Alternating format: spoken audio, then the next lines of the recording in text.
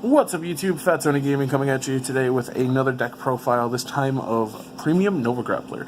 Nova Grappler is another one of my absolute favorite clans. I know I've said that in the past couple of videos, but this is actually the second clan that I started playing after I played Dimension Police when I first got into the game. And I've always liked the aggro playstyle of the deck.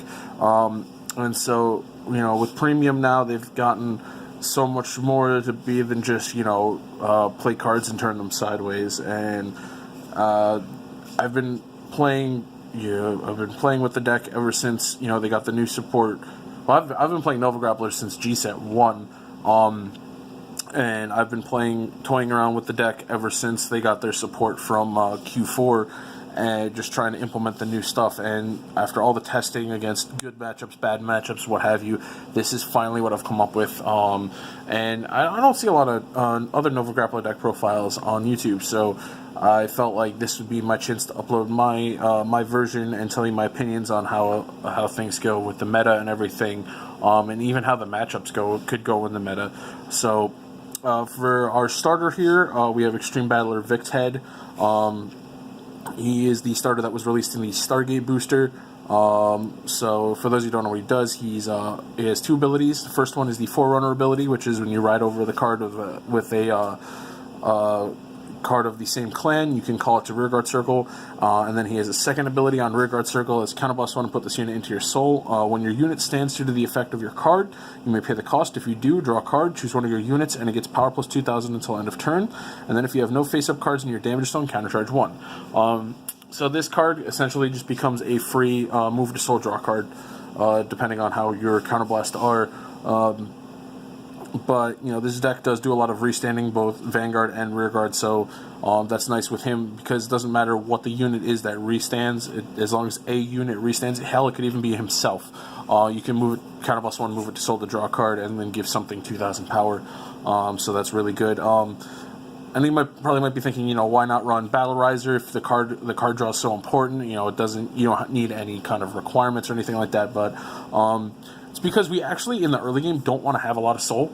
So we actually want to call him out, and plus the extra booster can help for early pressure, so your opponent can't just drop a new trigger to just say no pass. And now moving on to it, we're going to start with the grade 3s, and this main grade 3 is one of the reasons why we don't want to have a lot of soul in the early game, and that is Zubat Battler Victor. So he is the main grade 3 that came out in Stargate for Nova Grappler. He is a Strider, which, you know, for those of you who aren't familiar with the term, a Strider is a grade 3 unit that has an ability that triggers when a G unit strides over top of it. And his first ability is his Strider ability is Auto Vanguard Circle Counterblast 1. When your G unit stride, you may pay the cost. If you do, draw a card, choose a card from your hand, call it to Rearguard Circle, choose one of your units, and until end of turn it gets Auto Vanguard Circle, Rearguard Circle once per turn. When this unit attacks, choose one of your other Rearguards and stand it. So that's great because it allows you for multi-attack pressure, which is what Nova Grappler is known for. And then his second ability is Auto Vanguard Circle. At the end of your turn, if the number of face-up cards in your damage zone is 1 or less, countercharge 1. If the number of cards in your soul is 1 or less, soul charge 1. And if you countercharge and soul charge, draw a card. So he basically gives you he gives you resource recursion, which is great because Nova Grapplers have always been a deck where like resource management is super big. And he actually encourages you to go hard in with spending your resources, because not only do you get them back, but you also gain card advantage off of it. And that second ability is not Generation Break. So if you go first and you're able to get down to, you know, one face up card in damage, and then only one card in soul, you get to counter charge, soul charge, and draw a card. So that can give you early game early game card advantage, which is really good. Moving up, our second grade 3, our only other grade 3 that we're running 3 copies of Battledore Fighter. So now you might be wondering, you know, why am I not running something like Ashura Kaiser or Perfect Riser or anything like that for more early game aggression if I have to ride it? Well, you know, those are arguably the better gift grade 3s. And that's really comes down to one reason alone. Battledore Fighter is just a better rearguard. For those of you who don't know what he does, he has 2 skills, one on Vanguard Circle, once per turn, counter blast 1, soul blast 1, choose one of your units, and then for the battle that he attacks during that turn, while your opponent calls guardians from his or her hand, they have to call 2 or more at the same time. So that forces your opponent to guard even like little pokes with 2 cards from hand. So that's really good for early game aggression. And then on Vanguard or Rearguard, if he attacks a Vanguard and you have 3 or more Rearguards, he gets 5,000 power until the end of the battle. So that makes him a 17k attacker on Rearguard, which is really good because the biggest issue that a lot of these aggro decks these days have is because of the new power values on triggers. 10,000 power on defense is insanely hard to surmount for some clans. So this deck really wants cards that can gain power to help them counteract the damage triggers so it doesn't immediately shut them down, and that's one of the biggest focuses of this deck, is just not only be aggressive, but be aggressive with big numbers so damage triggers aren't as hard of a shutout. So now moving on to our grade 2s, I run 4 copies of V-Era Burstriser. This card is your main early game aggro card. His skill is just insanely good. It's as live as soon as you're at grade 2, and you can pay the cost, which, for those who don't know what his ability is, auto Rearguard Circle, when your Vanguard attacks, counter blast 1 and soul blast 1, stand this unit, and if your opponent has 4 more cards in his or her damage zone, this unit gets 3,000 power until end of turn. So what that means is, like, if I ride grade 2 and then call one to the side, if my opponent hit me and gave me a damage, I can swing in and then swing with my Vanguard, and I have another attack live as soon as it allows me to have a full 3 attacks on grade 2 with only requiring 1 other rearguard, which is just Burstriser. And then again, like with Victed, because his ability is not Generation Break, if my opponent, my opponent hit a crit trigger and put me at 2 damage, when I go to restand Burstriser, I can then use Victed's skill to give him a little bit of extra power and draw a card in the process. And then on top of that, because like I had mentioned with Zubat Battler Victor, if I am at, say I'm at 2 damage, I go right into grade 3, I swing with Burstriser and then swing with Victor, then generally that's going to put me at the threshold where at the end of the turn Victor's ability is going to trigger, which means not only did I get an extra attack that turn for free, it also drew me a card. So that's kind of nuts. So those are the kind of things that this deck is built around, those kind of crazy interactions and stuff like that. Next up with our grade 2 lineup, we are running 4 copies of Extreme Battler Gulshachi. And there's actually a lot of the cards that are in this deck are the main reason that this is a Victor-based deck, is just because the abilities are so good that we want to run Victor. Like, it just warrants running over anything that's in V-Era for, like, the early pressure, except for, Burstriser. But that's because Burstriser just has so much good combo potential with everything else. So, Extreme Battler Gulshachi, he has a continuous ability on Rearguard Circle. Says if you have a Vanguard with Victor in its card name, he gets continuous Rearguard Circle resist and auto Rearguard Circle once per turn. Counterblast 1 when this unit attacks. You may pay the cost. If you do, and you have a Victor Vanguard, choose up to 1 of your other Rearguards and stand them. So having resist is actually a huge benefit to the deck because.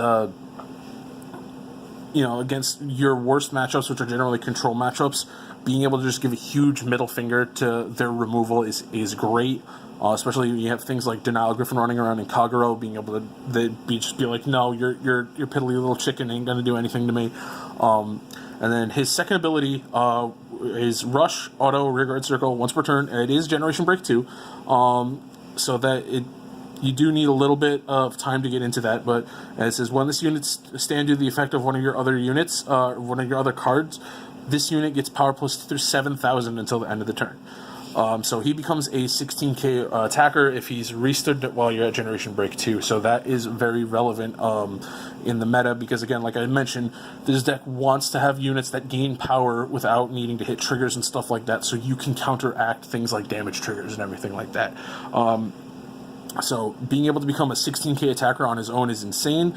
And then even if you just have a 7k booster, now he's swinging for 23k, which hits for, forces 15k shield against a Force Clan, which those are the kind of numbers that you really want to be hitting in today's meta.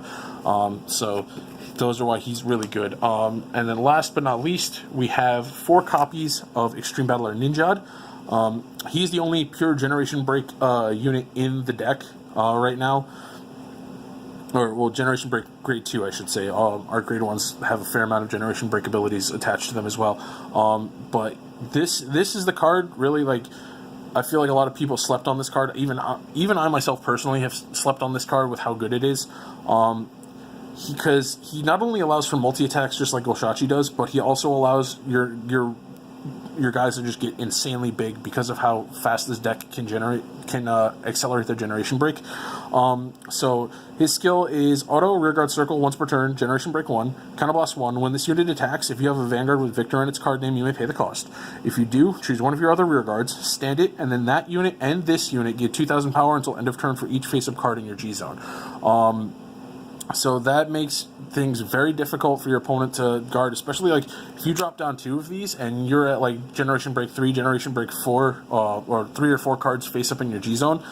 Because of how the new once per turn rulings work, I can go swinging in with one and then swing in with the other to restand the first one and then give like if I have 3 cards face up, 6,000 power to each, and then when I swing in with the other one again, 6,000 power to each again. So that's 12,000 power total both columns have gained off of these attacks, and I also got 2 extra attacks.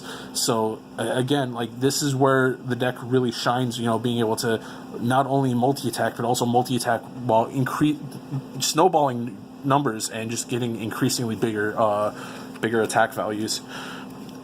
Onto our grade 1s. I'm running 4 copies of Riser Custom. He is actually in here primarily not for his Vanguard skill, but for his Rearguard skill.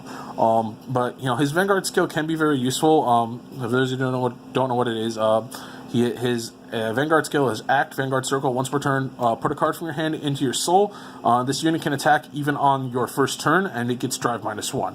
So being able to go first and swing in at your opponent to force shield early and start minusing your opponent is really good, or even just giving them early damage which helps to kind of put your opponent on the back pedal a little bit. But unfortunately with this deck, because you don't start generating a lot of card advantage until you're on grade 3, it's really not the best choice to use. I've actually lost games because of it, because I killed myself by not having the right cards in hand, because I decided to be greedy and use that first turn attack. Now his auto skill on Rearguard Circle is really where he shines. It's once per turn. When your other rearguard in the same column as his unit stands, you may stand this unit. Now that's really good because that allows things like if you have a Goshachi that you wanted to restand, you can swing in for that, and then you restand Goshachi to make him a 16k attacker. Now he restands, and you have a 24k column, so you're hitting, that's 15k shield against anything that hasn't hit a damage trigger, and then. With other effects in this deck, that column can become even bigger. Now, moving on, we have 4 copies of Extreme Battler Jarahawk. Jarahawk is probably the best grade 1 in the deck, honestly. I widely consider him one of the best Jeffrey clones in the game, even though he's really not a Jeffrey clone because his effect isn't free. And for those of you who don't know what a Jeffrey clone is, it's a grade 1 that at the end of the battle when it boosts, it does something that lets you draw a card. It moves the soul to do something and let you draw a card. The name came after one of the grade 1s that Gold Paladin got during the G era, who's, I think it was like Golden Knight Jeffrey or something like that. I'm not 100% sure on that one, but it was something Knight Jeffrey.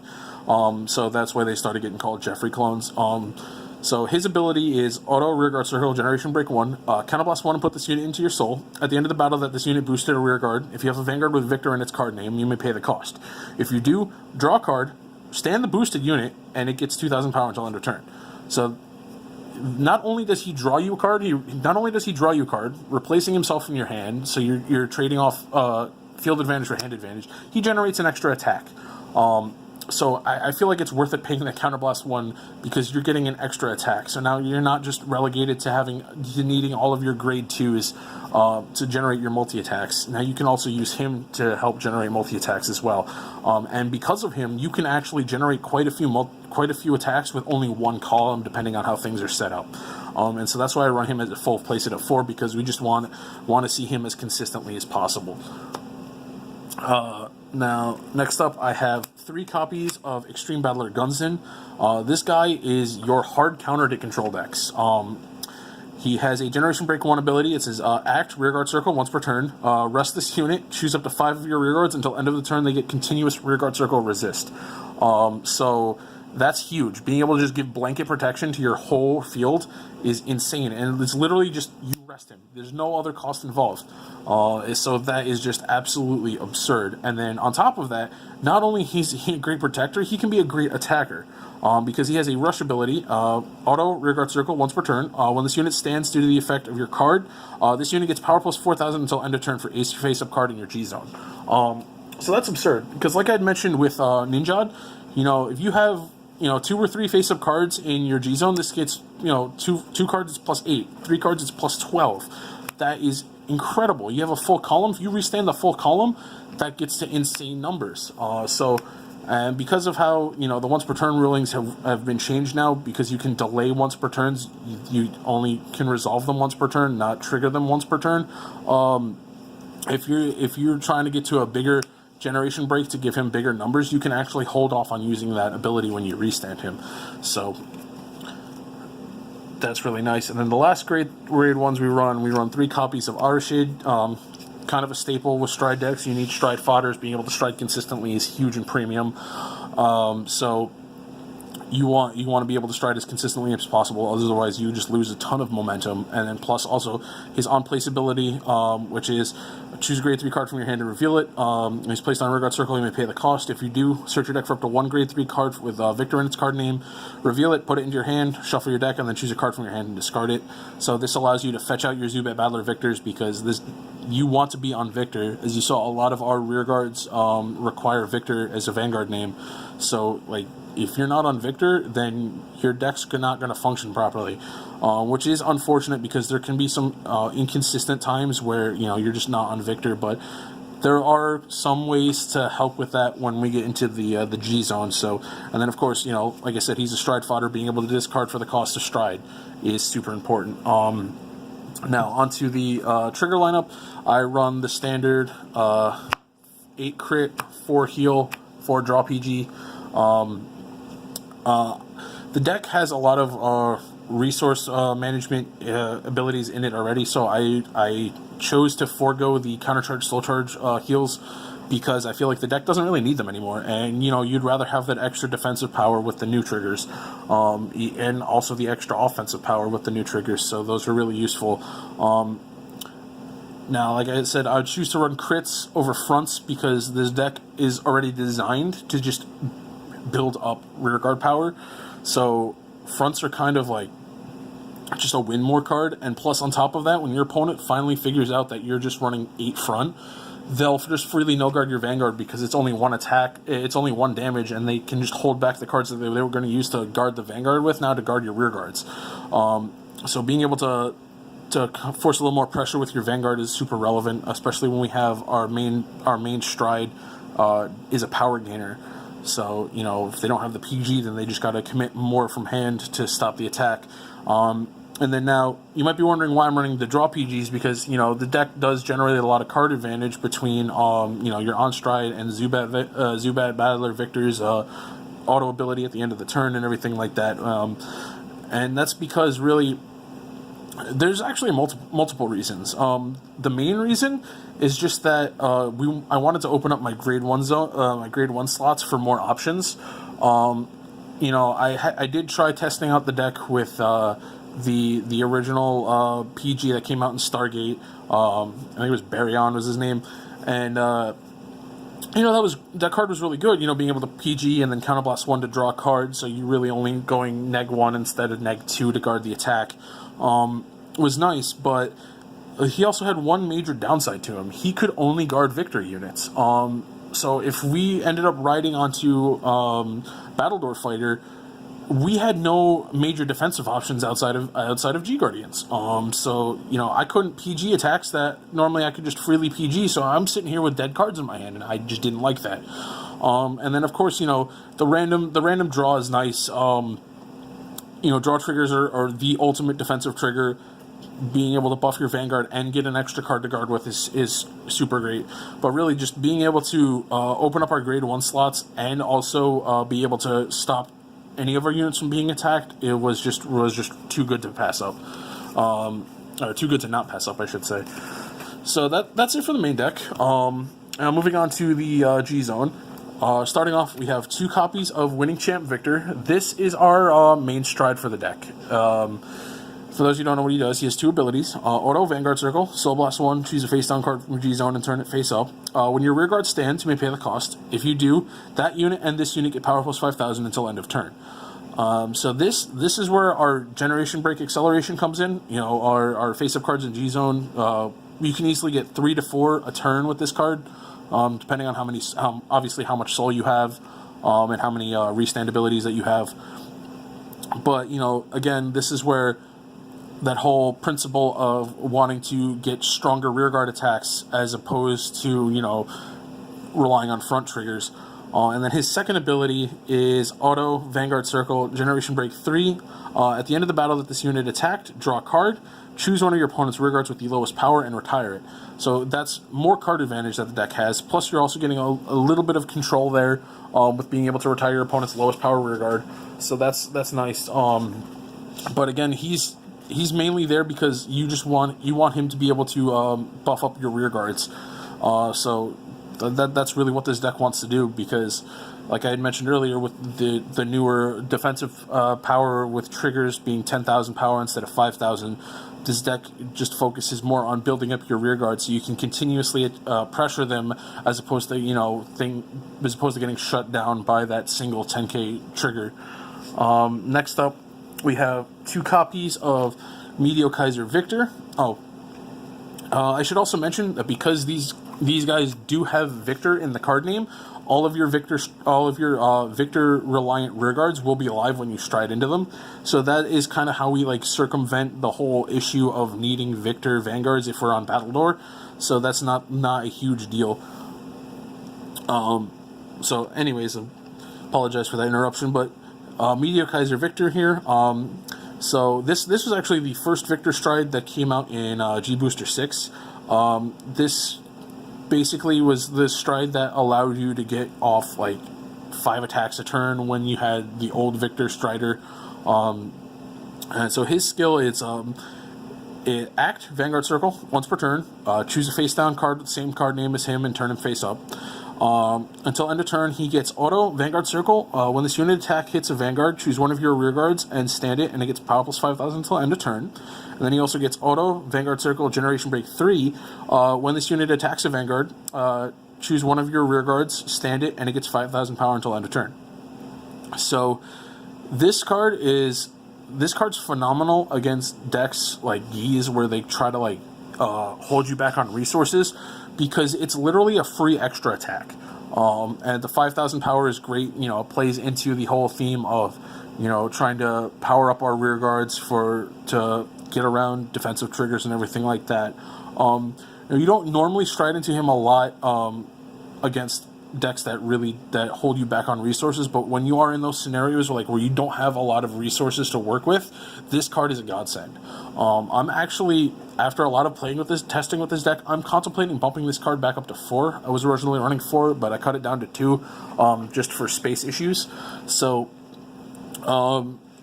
but you know, for those scenarios where you don't have the counterblast to work with to get off crazy Winning Champ Victor turns and stuff like that, he's at least like a good extra attack. Plus, he's on hit pressure.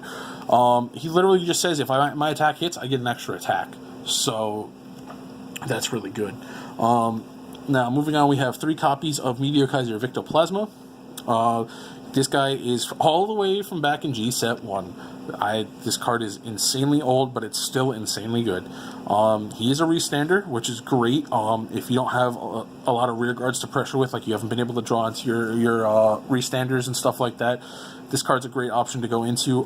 Plus, you might be thinking that 3 is an odd number to run because he is a persona flip, but the reason we run 3 is because of, you know, the way the ruling is with this card. Because of how act rulings are, you know, you do as much as you can. You can pay the cost of an act ability even if you can't resolve it.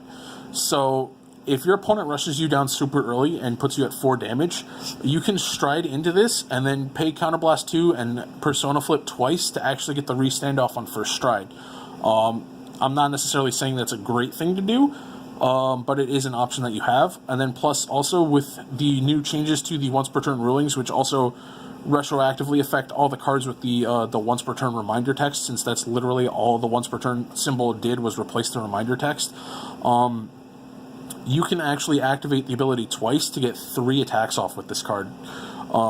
Granted, the ability you only have 1 drive check per attack, but sometimes that extra Vanguard attack is all you need to get through. I'm saying all this, and I haven't even explained the ability, his skill to you guys. His skill is Act Vanguard Circle, Counterblast 2, choose a face down copy, turn it face up, and then he gets Drive -1 if I have 2 or more face up cards in G zone, and then he gets Auto Vanguard Circle. Choose 2 cards from your hand and discard them. At the end of the battle, if this unit attacked a Vanguard, you may pay the cost. If you do, stand this card. This ability cannot be used for the rest of the turn. So he's primarily flip fodder for winning champ, but there are some cheeky little plays that you can do with him, like I had mentioned. You know, the first stride restand if you have forward counterblast, or the double restand if you have, you know, if you're willing to go -3. But other than that, he's in there. He's in there for flip fodder mostly. If anything, this is probably going to end up getting cut, so I can run more copies of Meteor, Kaiser, Victor for when those situations come up where I need him. But for now, he's there. So next up, we have Fang, Dragon, Kingfish, Driger, the Generation Break 8. For the grindy games where it's a lot of back and forth, you know, you're drawing a lot of cards, warding off your opponent's attacks, and your opponent's able to just eke out living through your onslaught. This guy is your primary finisher. For those who don't know what he does, he's Auto, Vanguard Circle, Generation Break 8, obviously. Counterblast 1, when this unit attacks a Vanguard, you may pay the cost. If you do, stand all of your rearguards, and until end of turn, they get Auto, Rearguard Circle, once per turn. When this unit rests, stand this unit. And this unit gets 5,000 power until the end of battle for each of your rearguards. So, like I said, this card's insane. It's literally Counterblast 1, and if you have 2 front row rear guards, you're getting 7 attacks that turn. Because you swing with them first, swing with him, restand them, and then they go, when you rest it to attack with it, it automatically restands. And then plus he also gains a bunch of power, so if you have a full field, or even, you know, an Excel circle or 2, he can easily hit, you know, 40, 50k, and it's just insane numbers. And then of course, you know, we have factor in all of your rear guards that get power upon, you know, restanding, or even just you're factoring in the rear guards that can restand your other rear guards. This deck, your Driger turns can be insane. I've had turns where I've gotten 11 attacks off with this card. So, you know, this card is the ultimate finisher for this deck. Then after him, we have 1 copy of Favorite Champ Victor. He is kind of your Driger for turns where you can't Driger. If you're not at GB8, but you need to close out the game as fast as humanly possible, this is your guy. For those of you who don't know what he does, he is Generation Break 2, Auto, Vanguard Circle, Counterblast 2, choose a card from your hand and discard it. At the end of the battle that this unit attacked, you may pay the cost. If you do, for each face-up card, choose a rear guard for each face-up card in your G zone and stand them. And then if you stood 3 or more rear guards, you may discard 3 cards. And if you do, countercharge 1, stand this unit, and he gets Drive -2 until end of turn. So he is your Driger. Like I said, he's your Driger for when you can't Driger. Yes, the cost is a little bit steeper, and you do require a little bit more setup, but it's very easy. Like I said earlier, it is very easy for this deck to easily get to GB3, GB4 with winning champ. So you can get not only his field restand live, but also his own personal restand live. And you know, if you have 4 Counterblast open, you can actually restand this card 3 times, depending, you know, if you have enough cards in hand, obviously. And not only is it restanding this card 3 times, you're restanding your field 3 times. So you really can't go wrong with this card. This is like, especially, he's really like your Driger against aggro matchups. So because this deck really can't handle counter aggro a lot, if you get aggroed out and your opponent's like low on cards in hand, or you know you really need to push for a game, this is the card you go into. And our last card is, we run 1 copy of Zeroth Dragon of Destroy Star Stark. He's really in here just because, you know, it's a Zeroth Dragon. If you have him, you run him. If you don't, He doesn't have a lot of crazy combos in this deck like he does with Dimension Police. Like, you can't make him have huge numbers and an extra crit or anything like that, but he is just good regardless as just being a Zeroth Dragon. So now, moving on to the G Guardians, I run 3 copies of Meteor, Kaiser, Dogen Titan. This card is your answer for decks that want to deny you of resources, and also decks that want control decks that want to lock you out of the game, both literally and figuratively. So for those who don't know what he does, he has 2 skills. Continuous Guardian Circle. If the number of your rear guards is less than your opponent, this unit gets 10,000 shield.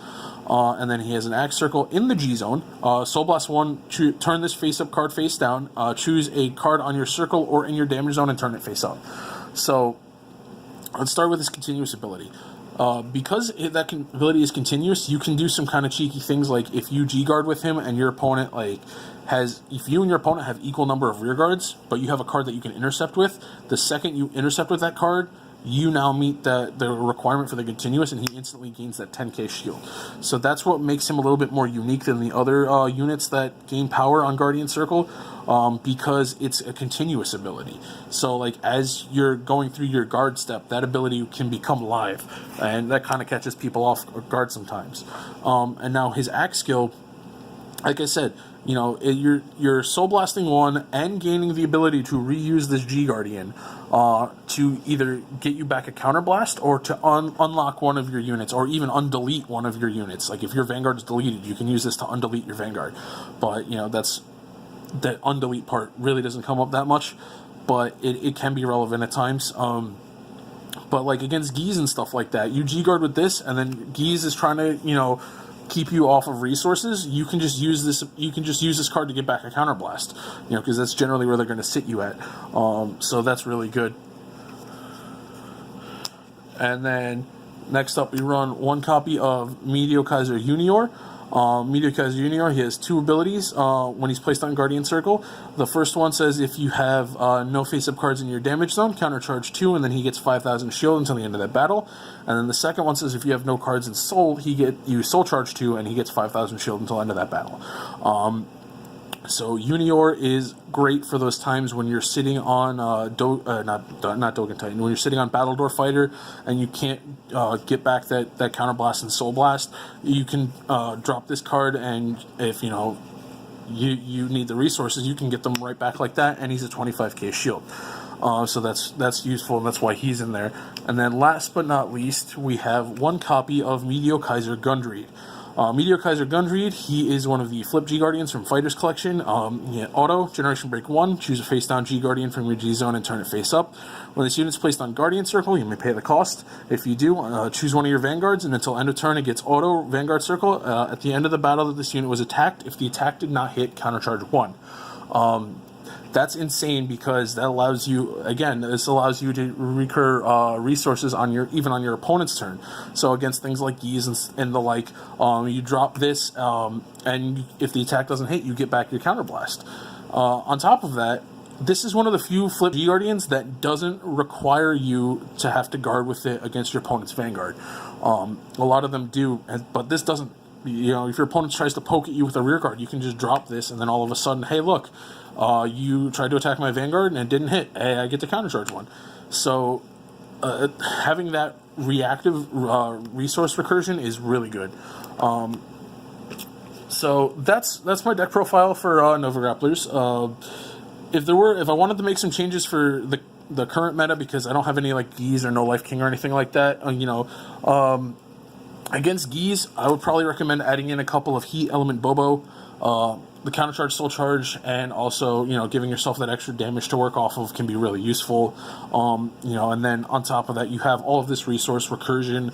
And then, if you have a lot of No Life Kings running around in your meta, Light Element Only would probably be good as well.